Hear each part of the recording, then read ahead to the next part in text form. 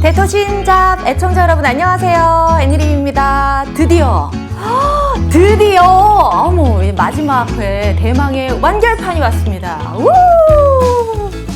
대한토지신탁이 알려주는 신탁의 모든 것. 그동안 대토신잡에서 정말 신탁 관련 콘텐츠 정말 다양하게 다뤘는데요. 그래도 뭔가 허전한 그 해소되지 않은 2%를 좀 파헤치기 위해서요. 오늘 부동산 신탁의 A부터 Z까지를 샅샅이 파헤쳐 보려고 합니다. 지금 바로 출발합니다. 출발. 조선의 시작이 고조선이라면 부동산 신탁의 시작은 과연 무엇일까요?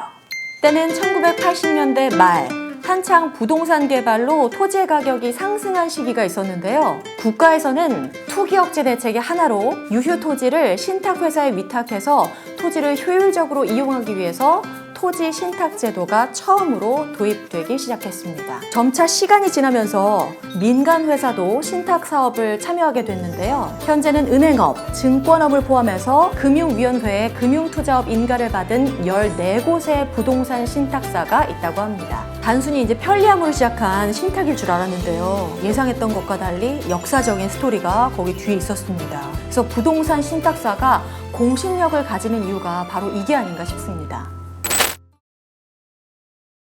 부동산 신탁에서 가장 중요한 신탁이 있죠. 바로 토지 신탁입니다. 토지 신탁은요, 토지 소유자로부터 소유권을 위탁받아서 개발한 후에 임대하거나 분양해서 수익을 올려주는 일을 말을 합니다.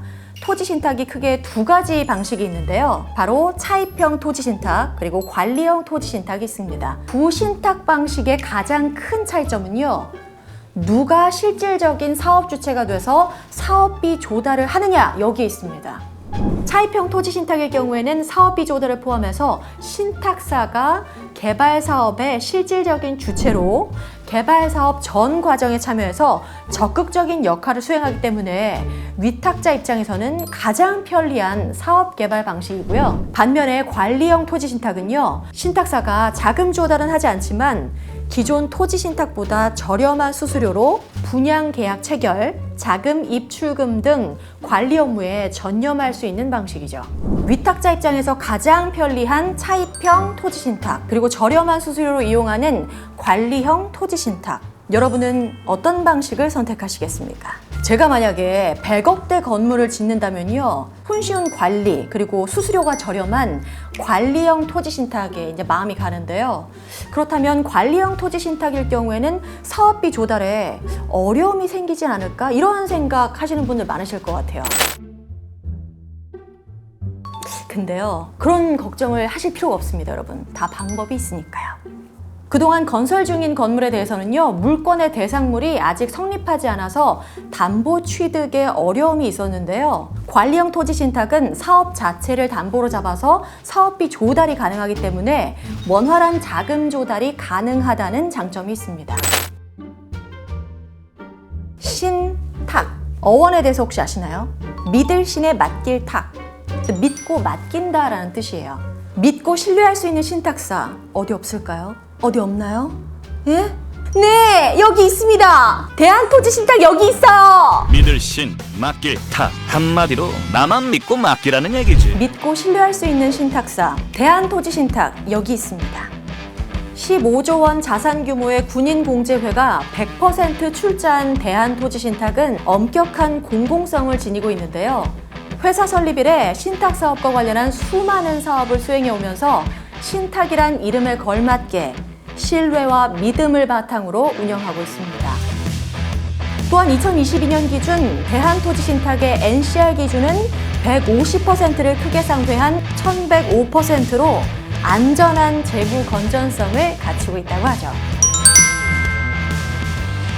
정말 퍼펙트! 부동산 신탁의 분야는 정말 다양한데요. 그 종류와 성격, 역할이 정말 다 제각각이라서 골라먹는 재미가 있는 정말 다양한 신탁 업무들을 한 번에 딱 정리해봤습니다.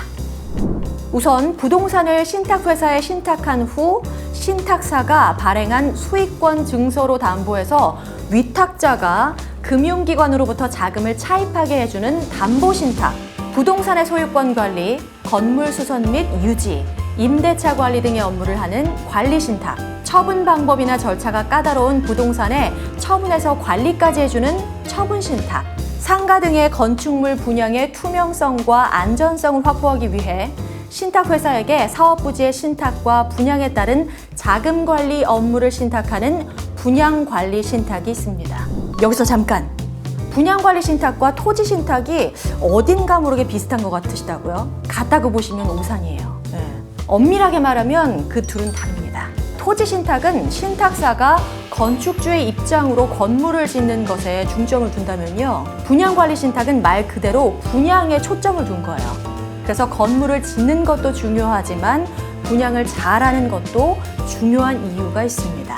사업 수지가 나빠지면 시행사 측이 자신들의 투자금을 먼저 회수하기 위해 분양대금을 횡령하거나 금융기관으로부터 받은 사업자금을 정상적인 개발 사업에 사용하지 않고 다른 용도로 쓰는 문제 등 민간사업용 분양 과정에서는 규제가 부족해서 수분양자들이 전혀 보호를 받지 못하는 사례가 종종 있었습니다.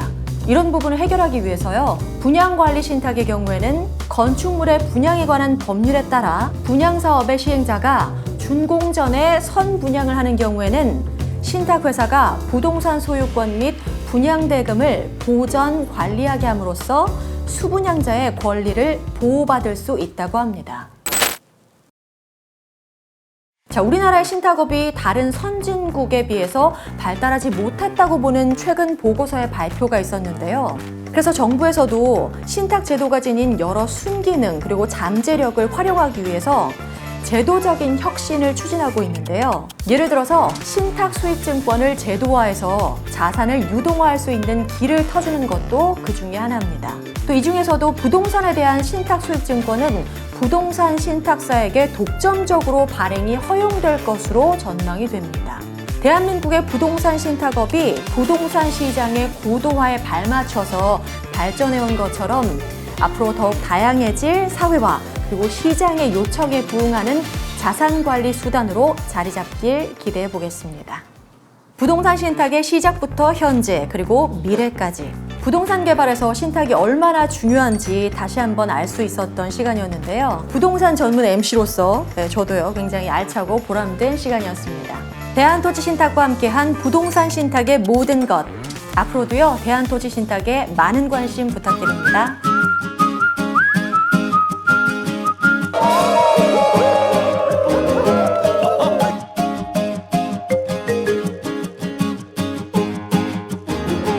잘생긴 분은 잘생긴 분. 막 이렇게 들어오는 가슴이요. 현장인데요. 가성비 최고의 아파트. 울산광역시 언양을 현장에 나와 있습니다. 정비사업계의 KTX행이라고 10개가 됐더라고요. 제가 담당 목표를 투자를 하는 거예요. 저만 믿고 따라하시면 돼요.